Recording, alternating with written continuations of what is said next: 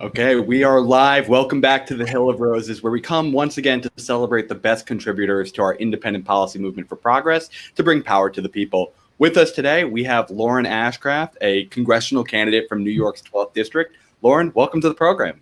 Thank you. It's an honor to be here, and I really appreciate you using this platform to amplify the movement. I'm very glad to be able to have you on. And yes, it is so true. This is all about trying to get to know the people who we want in power to be able to bring some change. And before we get into what that change really looks like, I'd love for the folks out there to get to know you a little bit better. What are you currently doing or were doing before you ran for New York's 12th District? And then what inspired you to be able to run in this district this cycle? Yeah, so I actually have a fairly eclectic life and background. I am a stand-up comedian, and I've used that as a way to help my community. We have a stand-up comedy series, Collection Box Comedy, that fundraises for, recruits volunteers for, and raises awareness about causes throughout our community that our administration is attacking. So we've helped to fund soup kitchens, ACLU, Planned Parenthood, help to send people to Puerto Rico to help rebuild the infrastructure. So that's been a really great way to use art and to be part of that creative community. But unfortunately, as so many people know, you also need a day job to pay your bills and to pay for rent. Rat doesn't pay that much. Yeah, exactly. Yeah. So I've worked throughout the financial sector. I was a project manager. That was my last full-time job before I quit and ran for office. But I worked in the legal department of JP Morgan and helped to ensure that the legal regulations were followed by the company. But honestly, being inside, the beast, seeing the underbelly of the financial sector just made me so angry.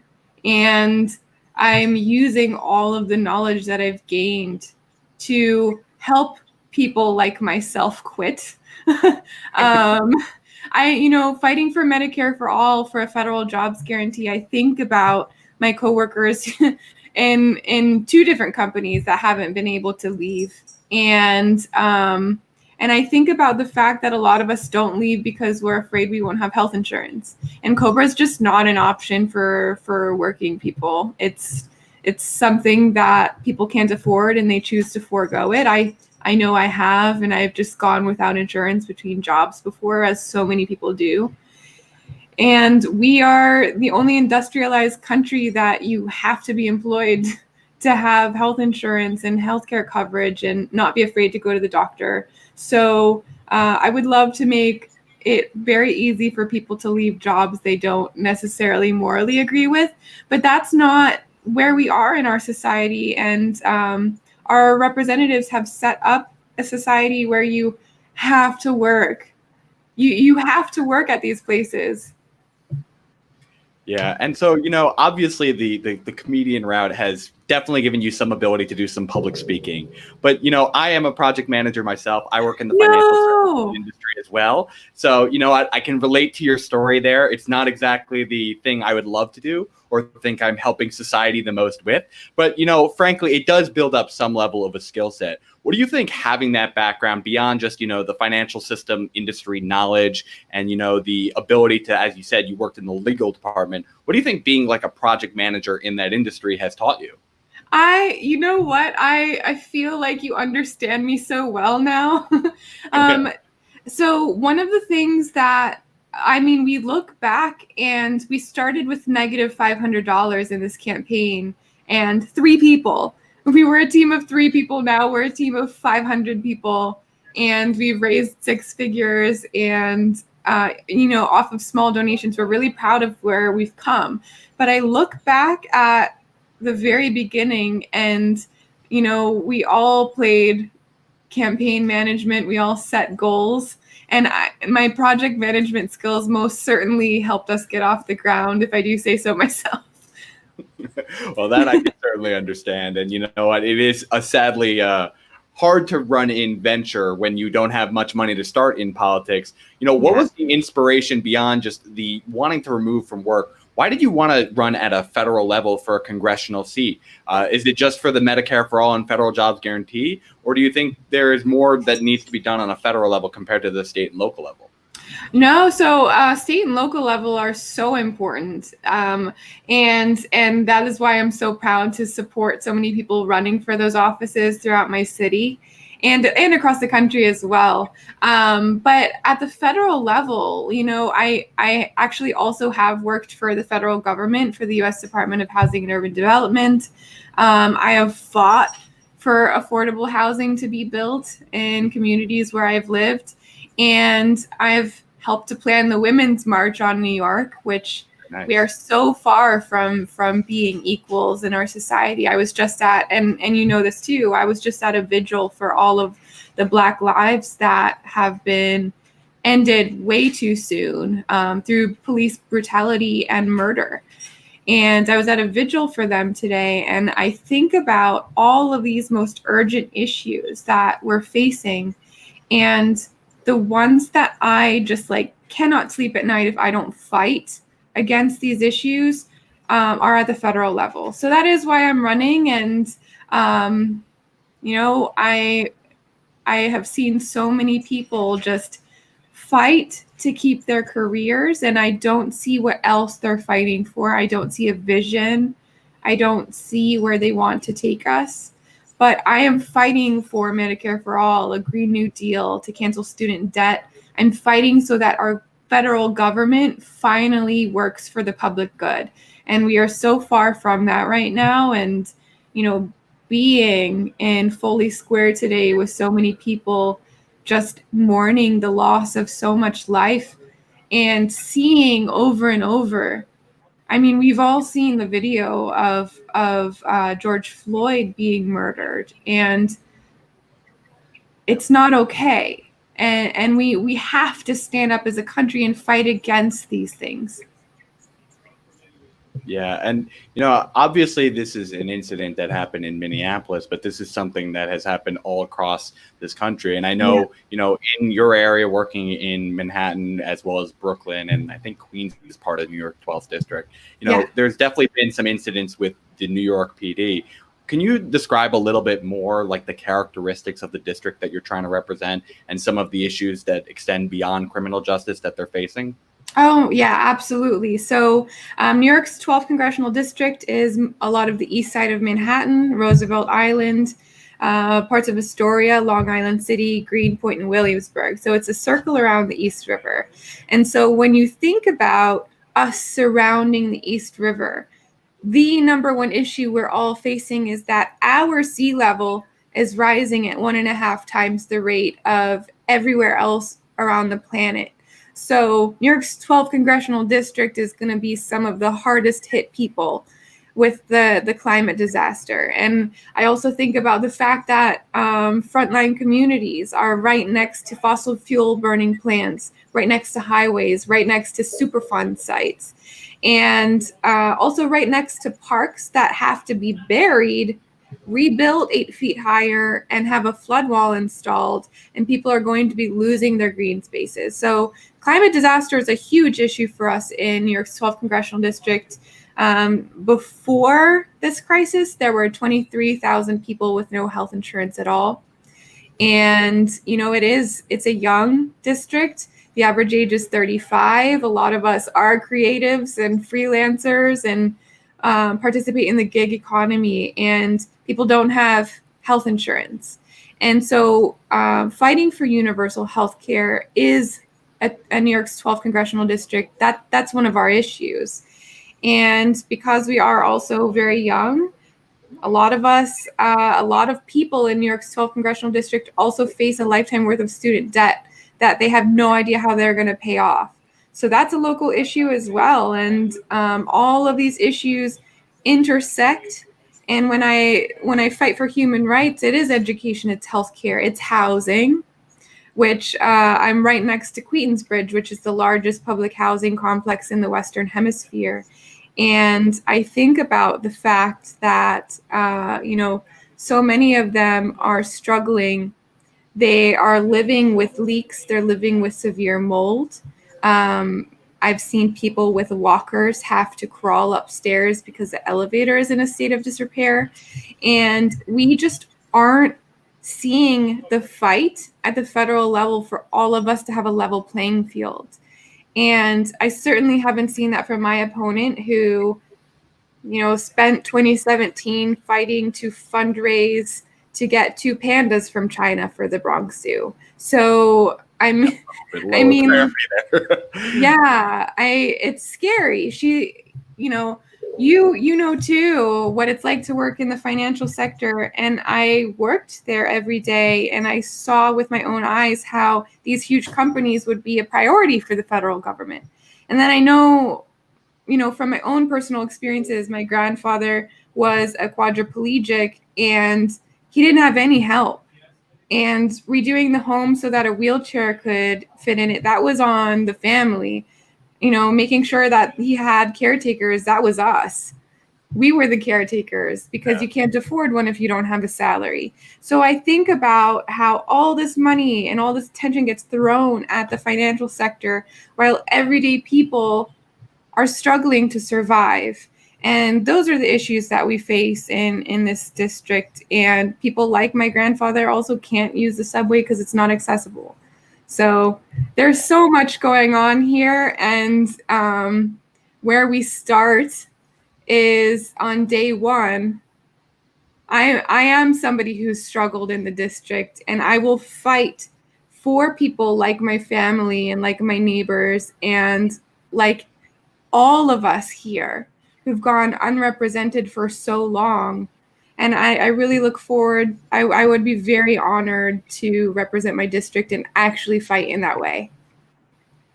Yeah, I think there's a lot of those issues that I can relate to even here in my home district. Hoboken's another area right by the water. We have a lot of problems when it comes to climate change. Frankly, we even have higher temperature rises than even New York City has had historically. And so that's a big problem that we're facing. And housing is, we're the most expensive area in the country. So those are problems I totally hear, but I think it does bring that unique experience of, you understand having that disability community, having it come from your own personal experience. I'm curious what some of these things that you would fight for on the federal level, if you were to be elected, what are those first 3 to 5 things that you want to start championing and drafting legislation if you were to be elected? Yeah. So number one, I look at why we haven't been able to pass a people's agenda, and it's because of all this big corporate money in politics. So I am fighting as a huge priority of my platform for public financing of federal elections. And to me, I would love to see candidates starting on a level playing field.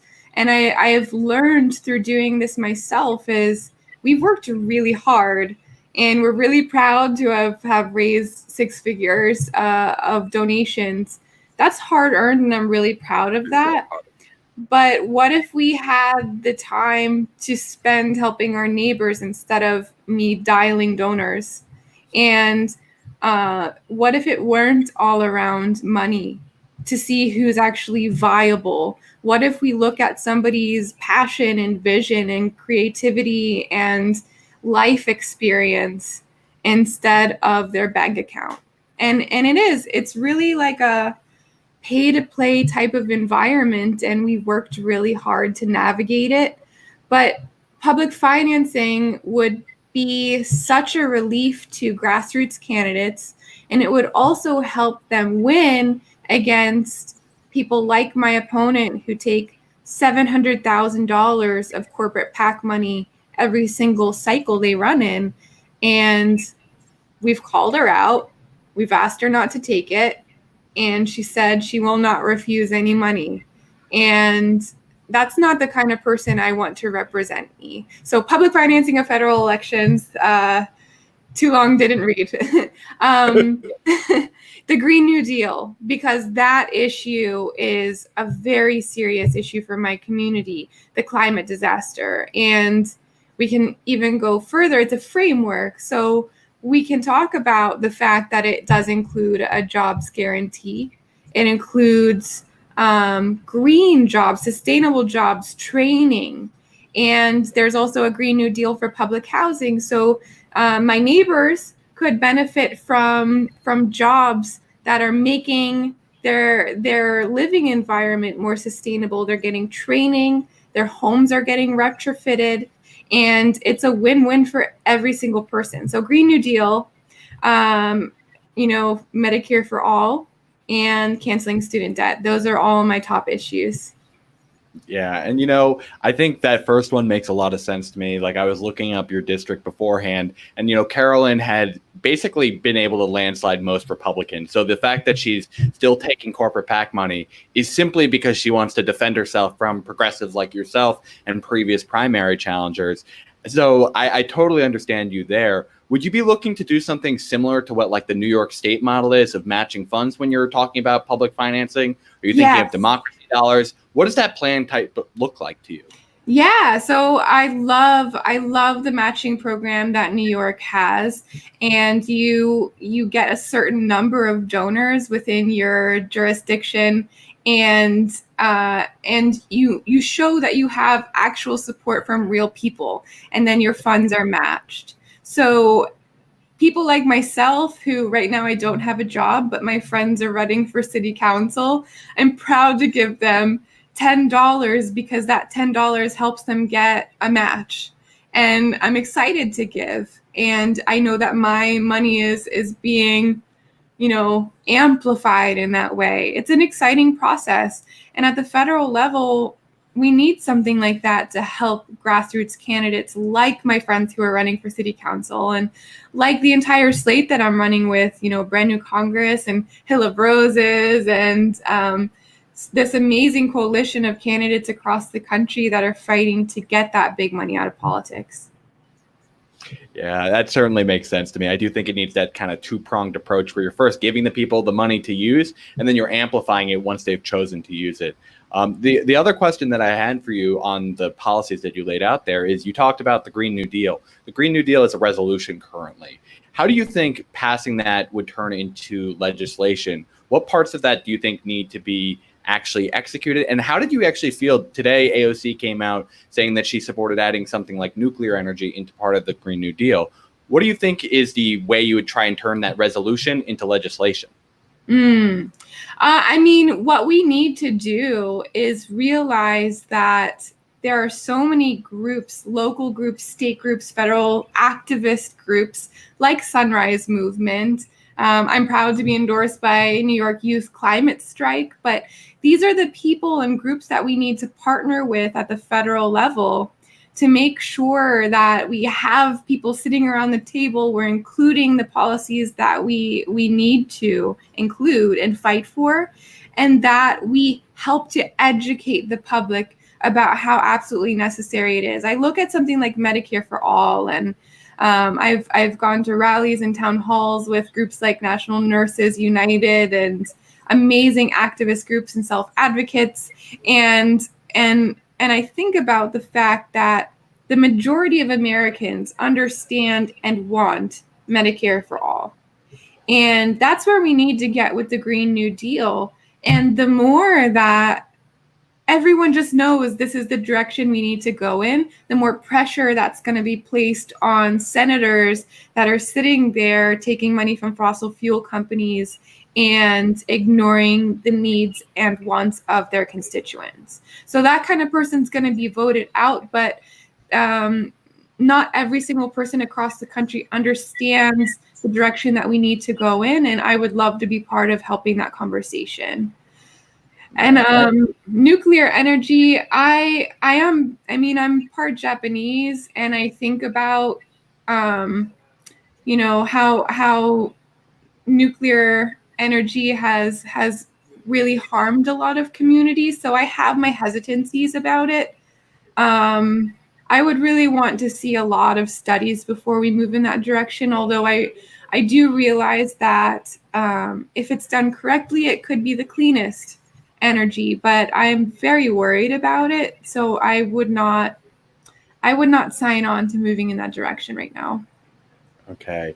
And, I wanted to touch on the point you had made earlier when you were talking about the Green New Deal and how that is putting a lot of pressure on the Congress people, because if we can get it more popular, hopefully they can lose their seats if they oppose it.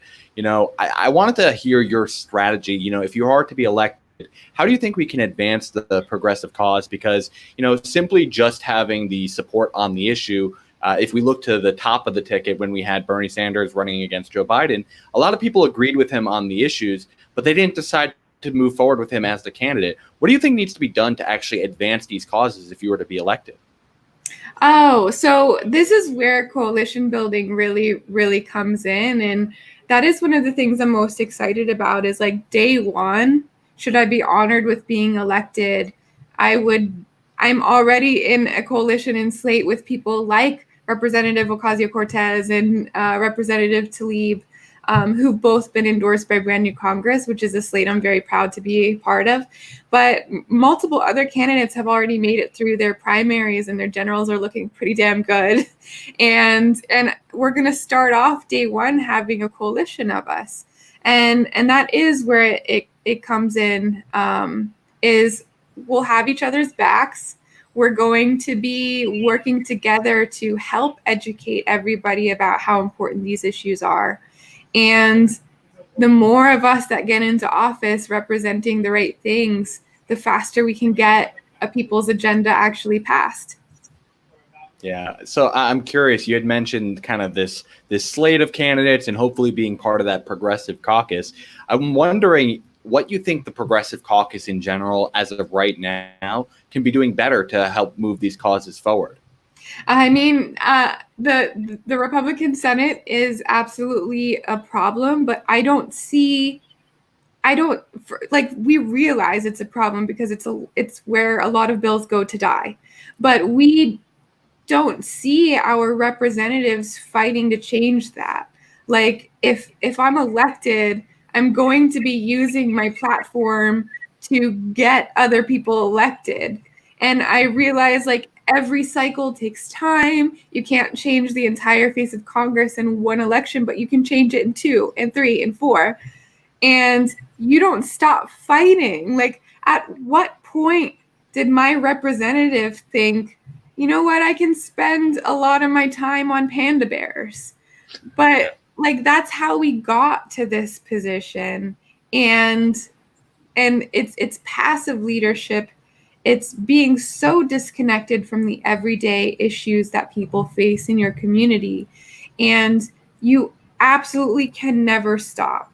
And I realize, should I be elected? Like there really isn't time to not think about any of these issues because we've waited so long on all of them that we are at a state of urgency on so many things right now. Like we're right in the middle of a pandemic, but whenever I think about the fact that like our sea level is still rising, like right over there in the river, when I look out the window, the climate disaster is not on pause.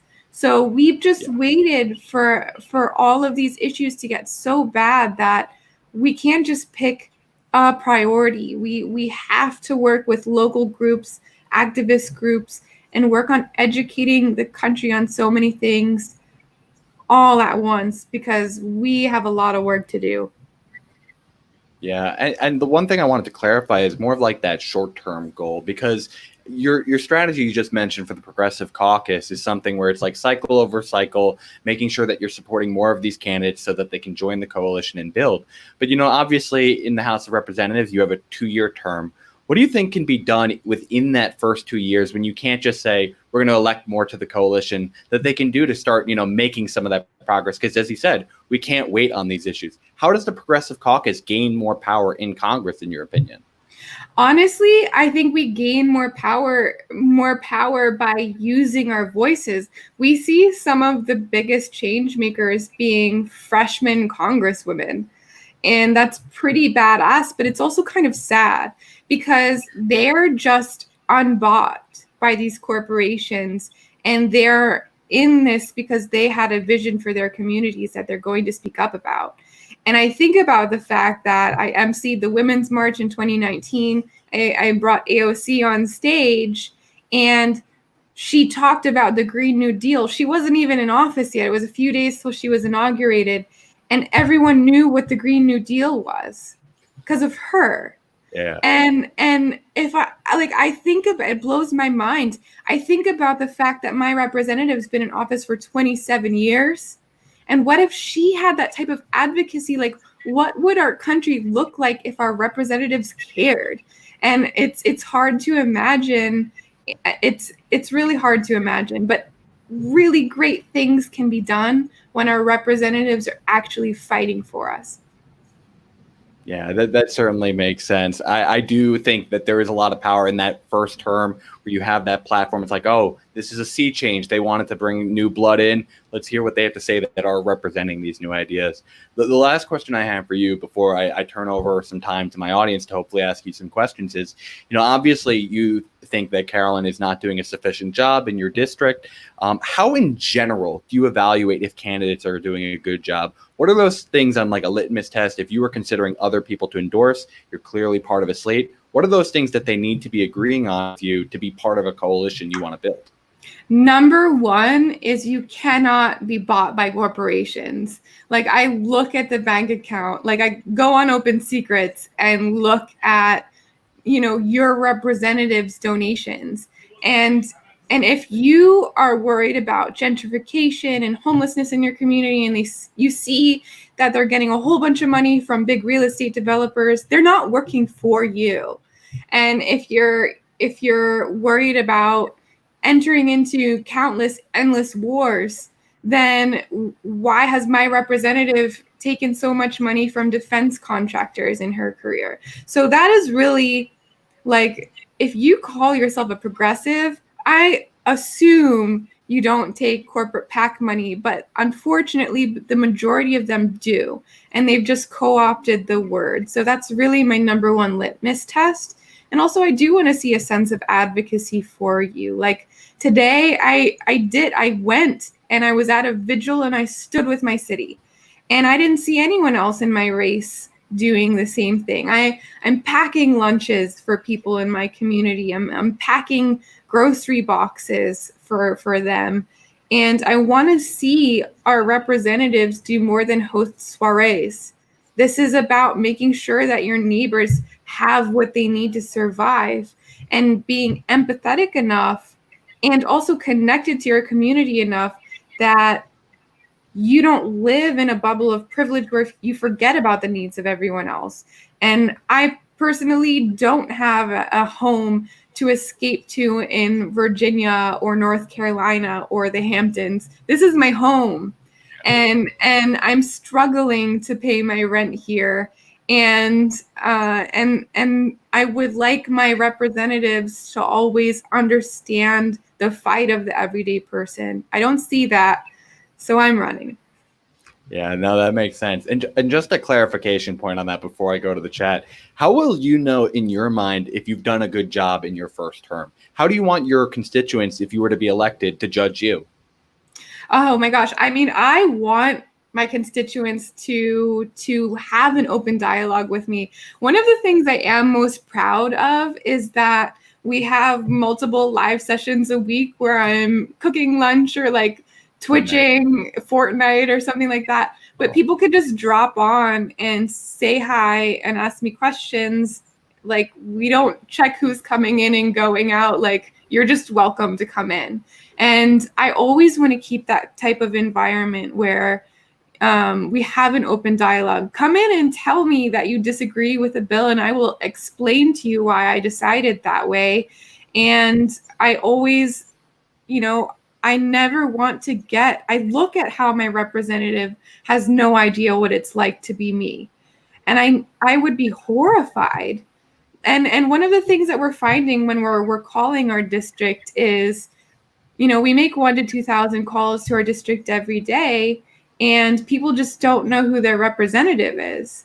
And so we have an opportunity to, introduce why I'm running and my vision.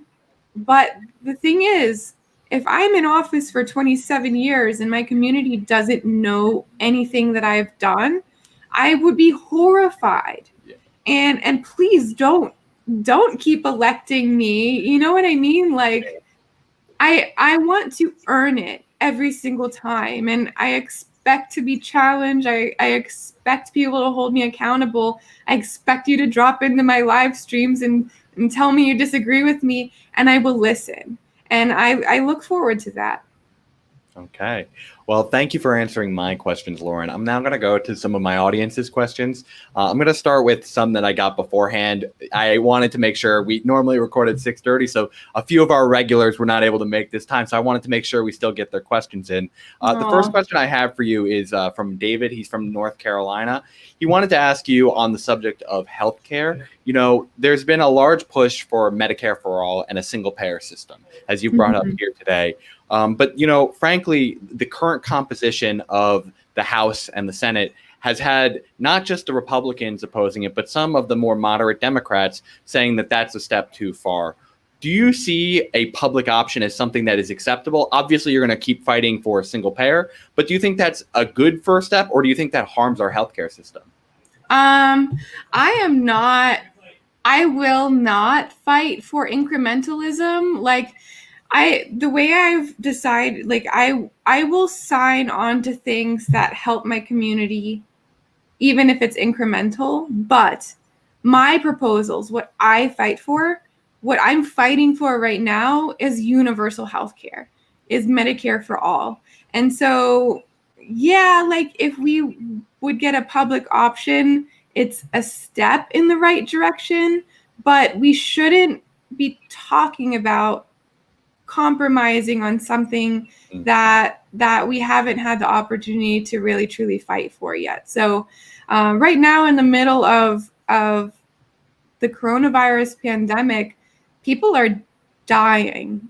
We've lost over 100,000 people from this virus, and if now is not a time to realize that everyone should be able to go to the doctor and not worry about medical debt, like, what's going to do that for us? So, I mean, my advocacy is for universal health care, and I really look forward to fighting very hard for that. Okay, well, thank you for that answer. The next one that I got ahead of time was from Elena. She's from California. She wanted to ask you what your policies to be able to address our immigration system are, both for the people that are currently here and are undocumented, as well as what you think needs to be done to improve our legal immigration system. Yeah, so I actually am for decriminalizing crossing our borders. I'm also for abolishing ICE right away. And I think about the fact, you know, ICE is still terrorizing communities in the middle of this pandemic. And it was bad enough before they were just putting everyone they encountered in immediate danger, you know, for their health because of how contagious this virus is. But they don't care. It's state-sanctioned violence. It's state-sanctioned honestly, state-sanctioned terrorism, in my opinion. And I come from a Japanese American family where people were, I mean, if my grandmother immigrated here a few years earlier, she would have been put in an internment camp. And that's a reality that I live with every day. Is if I lived here back then, I would have been in an internment camp. And our Supreme Court made the decision that at that point, Japanese Americans were not equal, and they didn't deserve to keep their homes and live their lives like everyone else. And I will always stand up against that kind of xenophobia and racism. Okay. And how about for the legal immigration system itself? What do you think are some things that you need to be doing for the people who want to come here legally so that we have less people wanting to come illegally, so it's a little bit more convenient for them? Yeah, so I know people who have been fighting for 10 plus years to become citizens, to immigrate legally. Our immigration system is so complicated. You need to have an attorney to work through the paperwork with you, or you will make mistakes and you will be denied. And we also have a lottery system, which I find to be inhumane. We should welcome people who want to be here and you know, who want to contribute to our society and also bring their culture to share with us. That's what we are. That's what I thought we were. And that's what the Statue of Liberty, has written on her. We welcome people here. And so our legal immigration system should be set up so that it's not prohibitive, but that people can do it without thousands and thousands of dollars of attorney fees and without having to wait over a decade to get the status that they need. And I also think one of a major issue in my community in particular too is a lot of people have come here and didn't have the attorney to help them do it legally and didn't have the money. And, towards, their retirement, when other people living in this country might be able to relax a little bit. In New York City, we have 80-year-old people that should be able to relax, but instead are trying to find plastic bottles to take to grocery stores so that they can get change. Yeah. And if that isn't heartbreaking, then let's talk, because we're all equal. And that really is the bottom line of my platform and what I'm fighting for. And I want everyone who wants to be part of our society to feel that and know it, and for them to be able to live with dignity and to live comfortably, especially, after spending 70, 80 years in this country. My goodness. Yeah, that certainly makes sense. And just one point of clarification on your overall immigration position. You had mentioned you support abolishing ICE. There's two parts of ICE. There's really the enforcement and removal operations, and then there's the Homeland Security investigations. Do you support a full abolishment or just the emergency removal, the enforcement and removal operations department? Yeah, I support fully abolishing ICE. And I realize the things that we need to, make sure we're monitoring at the border is mitigating, child trafficking, mitigating anything dangerous that could be going between countries, like weapons, for example, especially if we get the kind of common sense gun laws that I believe we need as a country. We don't want a bunch of weapons coming in.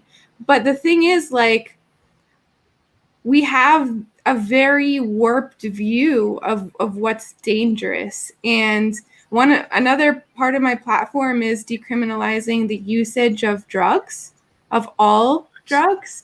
And we spend so much effort and time looking for cannabis in people's cars. And I can go to the doctor and get it prescribed to me. I can also text somebody and they drop it off. It's such a silly thing. We have such a warped view, and it's all related. It's all intersectional, because criminal justice reform is human rights, and immigration reform is human rights. Housing for all is housing is a human right, and we all need to take all of these things into account whenever thinking about our vision for our country. And I would like a place where we're all equal, as was promised to us, and I would like a place where we don't put people in cages for fleeing situations that, to be quite honest, our country helped to create. Well, thank you for that clarification. The last question I have from an offline commenter before I go to some of the chat's questions, this comes from Eric, who's from New York. He wants to know what your position is on universal basic income.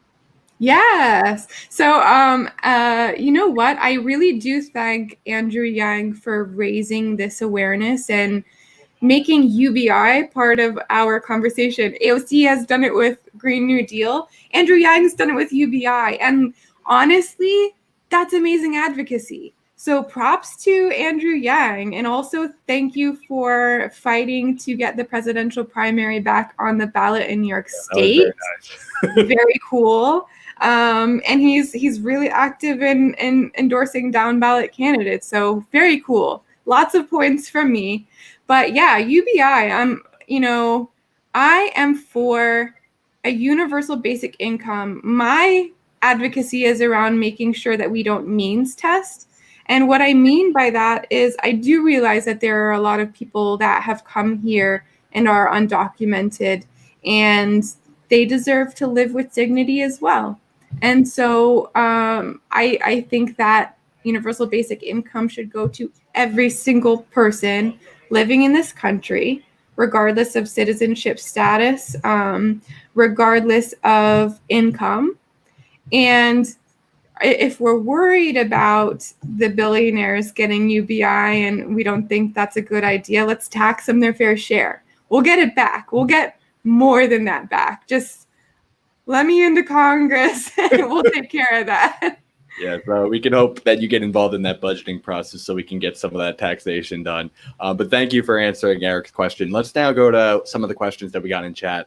This one comes from Bridget. She has some questions on democracy reform. She wants to know if you're in favor of ranked choice voting or just other alternative voting systems, as well as term limits.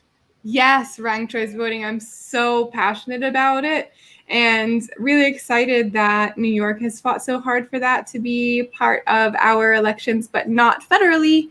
So at the federal level, I mean, I'm in a crowded primary, and allowing people to rank their choices would allow people to amplify their vote. And it also helps to ensure that grassroots candidates do have a choice. And why wouldn't you want more of a choice? You get to put us all in order. Or if you don't want to, then your voice is just that you only like one of us, and that's fine too. Yeah. And how about the term limits part? Do you support term limits? Yes, I actually am calling for 12-year term limits for Congress and 12-year term limits for the Senate. And for me, that means that you have, I mean, it's been very likely throughout our history as a country that one president will serve 2 terms. I hope that is not the case this time. Oh my gosh.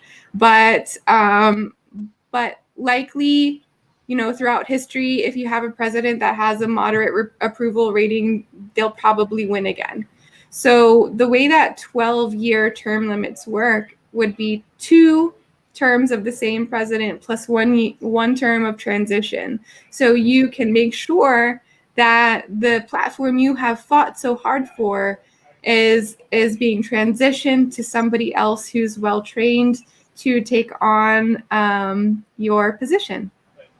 Yeah, that certainly makes sense. I'm a big fan of the ranked choice voting. I think one of the underlying factors that makes it so important too is, you know, primaries and just elections in general can kind of be a little nasty sometimes. Mm-hmm. And when you have ranked choice voting, it focuses you on less teardown so that you stay still good in other people's minds. And I think that's a really positive thing in an era of so much polarization.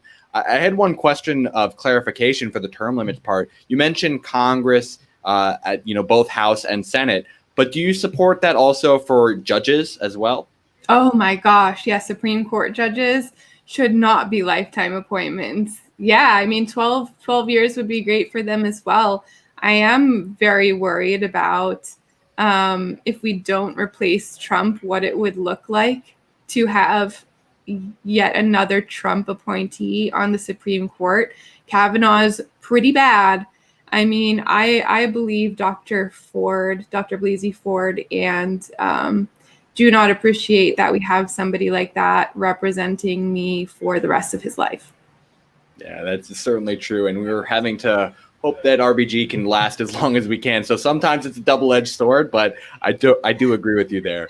But you got your RBG there. I love that. Yeah, I'm personally a huge fan, but she worries me every day. And the second that we can get not Trump in the White House, I hope that she can just go straight to a beach and drinking rum punch for years and years to come.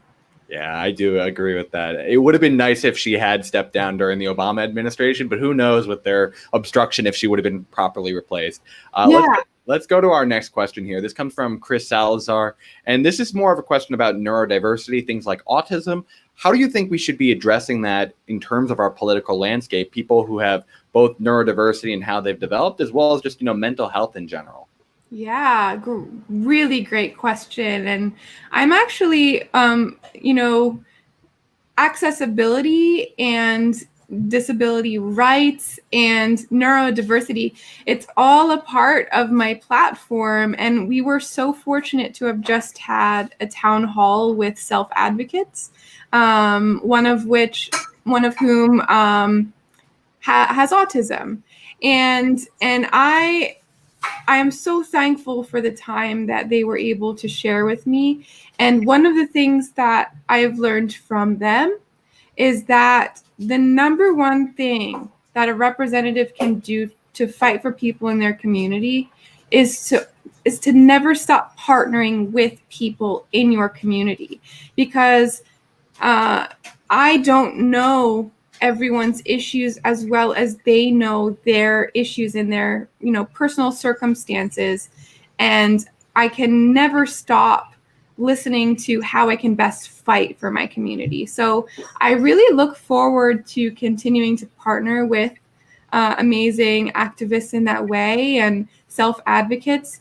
In terms of mental health care, Medicare for All, again, is a huge a platform and passion for me, and it should include mental health care. And I myself have generalized anxiety disorder and wasn't diagnosed. What? Yeah, I know. Are we like the same person?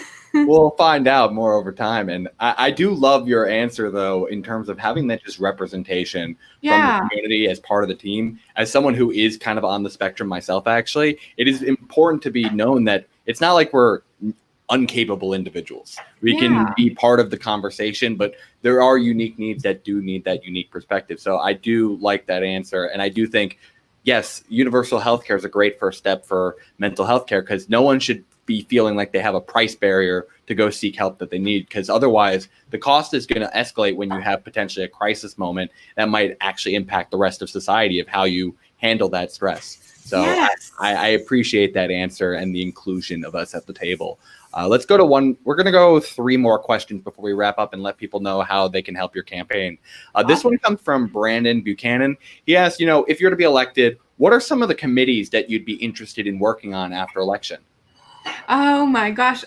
Well, because of my background and my passion for fighting fraud, corruption, and greed in the financial sector, I want to sit on the Financial Services Committee. And I have the experience of knowing what it's like to, work inside the industry, what it's like to be ignored as a worker in the industry, and to see all the money stay at the very top. I would love to use my knowledge of how it works from the inside to push for protections that, keep us from bearing the cost of another great recession.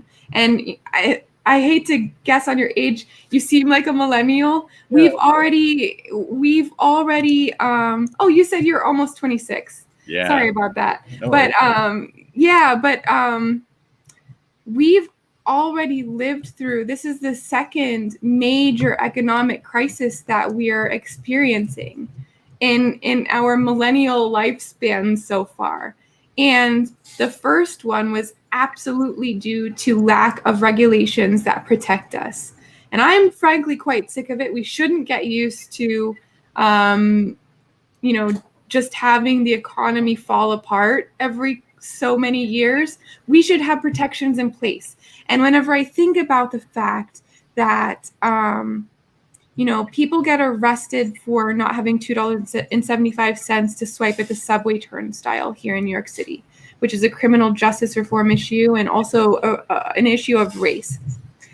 When I think about the fact that people are sitting in prison for such minor things that we should actually guarantee to them, you should be able to use the public transit system and not get arrested.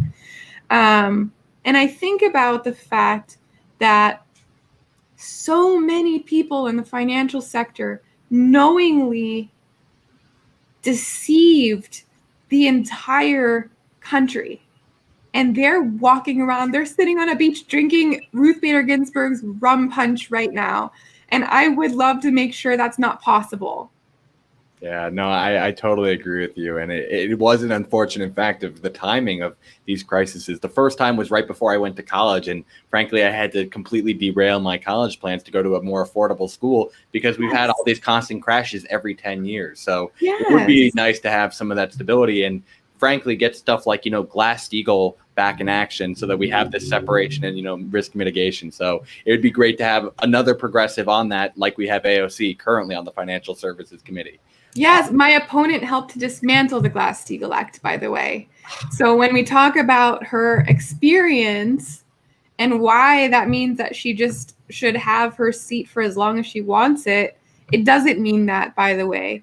But let's talk about her experience. You helped to cause our world economy to fall apart. That's your experience. That's your legacy. Yeah, I mean, that's a pretty simple one because frankly, if you put something in your bank account, you expect it to be there rather than gambled away on these potentially risky options. Mm-hmm. So I totally agree with you. There is a large amount of experience that's needed from the financial sector so that we understand what is actually screwing us over, essentially. So thank you for this question, Brandon, so that we could see where the experience coming from something like JP Morgan can come into play here. Okay, so let's go to our next question here. This comes from Nikolai.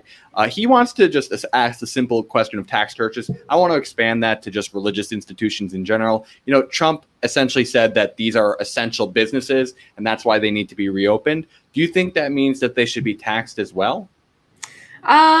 So I don't, but let me caveat that with the fact that, I believe that if a religious institution is causing harm to our society, like if it's reopening during a pandemic, like if it's getting too involved in politics and endorsing candidates, you know what I mean? Like, yeah, pushing for more guns. I mean, there are churches across the United States that push some very dangerous agendas, and this is how you can lose that tax exempt status, and we should absolutely take that away from them.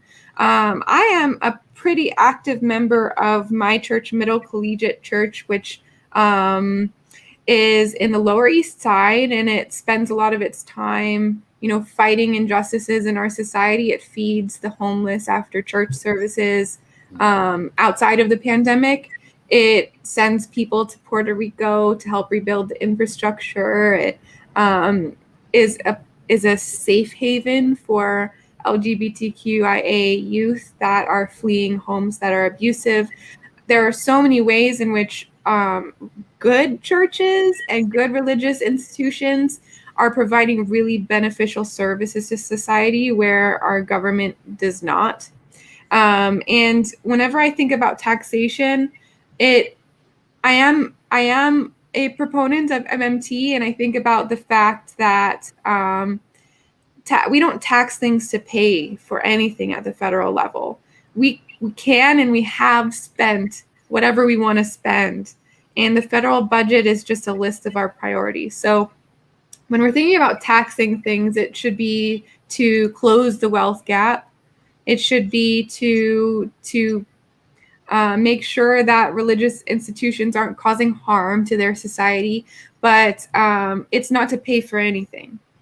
And we deficit spend all the time. We do it for things like war. We do it for corporate handouts, corporate tax cuts, which I absolutely disagree with. And we should absolutely not make those kinds of tax exemptions either. Yeah, that makes sense. And, to our final question, this is a second part from Nikolai. I think you drove it into the perfect direction. He wanted to know just what are some of those ways that you want to be able to generate revenue through taxation? Obviously, you propose MMT-style funding, but obviously there are still some taxations that you'd like to include on your platform, I'd imagine. Yeah. Also love the Breaking Bad profile pic. Thank you for that, Nikolai. So yeah, tax the billionaires, tax the corporations, stop all these handouts. I know Amazon wanted to make its second headquarters here in my neighborhood, and our politicians were just throwing money at them to do so. If Amazon wants to be here, they're going to be here, and they've come anyway. without tax incentives. But we have to stop pandering to these CEOs and these companies that don't need our handouts. They're doing just fine, paying less taxes than me and you in some cases, which is really disturbing. So if we're looking for ways to get revenue, which we don't have to, but we should, because it's the right thing to do, we should tax these corporations and billionaires that have gotten away with not paying their fair share. We should also stop increasing our military budget. I've had the pleasure and honor of having really in-depth discussions with groups like Left Flying Veterans, and they have helped me to understand that at least half of our military budget at any given time is defense contractors and weapons manufacturers. It's not going to make sure that enlisted people are able to pay for the food and housing that they need. And it certainly isn't going to prevent veteran homelessness once they get home from serving our country. So we can cut that defense contractor spending and the military budget, and instead we can go ahead and spend what we need to spend to make sure that everyone's equal and has the human rights that should be guaranteed to them, because every other industrialized country guarantees the same. So housing, education, nobody should be afraid to go to the doctor and seek the care that they need, including getting mental health care. And making sure that we're pushing for our planet to be able to sustain life for generations to come. And we're just not doing any of those things. When we look at the fact that the federal budget is a list of priorities, somehow we haven't made the cut, which should make everyone very, very mad. And I am fighting so that we are included in our federal budget. Yeah, and that makes sense. Just one point of clarification. So I understand there's some budgets you'd like to cut from to be able to fund these proposals, and you've given the targets of who you want to try and take revenue from, some of these corporations as well as wealthy individuals. Can you clarify how you try to actually get that money from the wealthy individuals and corporations? What types of taxation do you think are the most effective to be able to generate that revenue? Yeah, definitely a wealth tax. And I look at how things like Social Security are funded. And if you make over $132,000, then nothing above that threshold is taxed for Social Security, as an example. But we have so many different examples of that happening throughout our society, that if you're a billionaire, Jeff Bezos is almost a trillionaire, and he's only paying up to that same threshold that the rest of us are paying. And I make much below that. Like, I've paid a percentage of my entire income, my entire working life. And Jeff Bezos is taking a fraction of a fraction of a fraction of a penny and dropping it in a bucket. And so removing those thresholds altogether so that all of us pay our fair share, and including the billionaires. And when we look at the percentage that, of all taxes, of all federal taxes, when we look at the charts of how much, what percentage they're paying as opposed to me, we're paying a higher percentage of our income to taxes than Jeff Bezos. What? Yep. Yeah. And I have to say, it goes a little further than that. I know, I work for IBM. Personally, I pay more in taxes than the entire company. Yes. The entire company. Yes. So that's a crazy thing. And it's not just Jeff Bezos is avoiding taxes. It's coming from the fact Amazon's avoiding taxes. But Netflix, I wanted to clarify why you think the wealth tax is the most effective measure to capture, income, because there's a couple of concerns. I know this is a popular subject for my audience, in that, first, it's been tried in other nations, particularly Europe, and it's had some failure cases there. And that in America, in terms of our Constitution, there's some concerns about it being a non-proportional direct tax. How do you think we can make something like a wealth tax work, in your opinion? So I've heard the argument of, all of the billionaires would just move to Switzerland or something along those lines. And the thing that I would like to say, and it goes back to MMT as well, is that the purpose of taxation is to close the wealth gaps. It's not necessarily to create revenue. It's to shape our society and how it looks, how it works. And whenever we're looking to pay for something at the federal level, we just do. And we always have.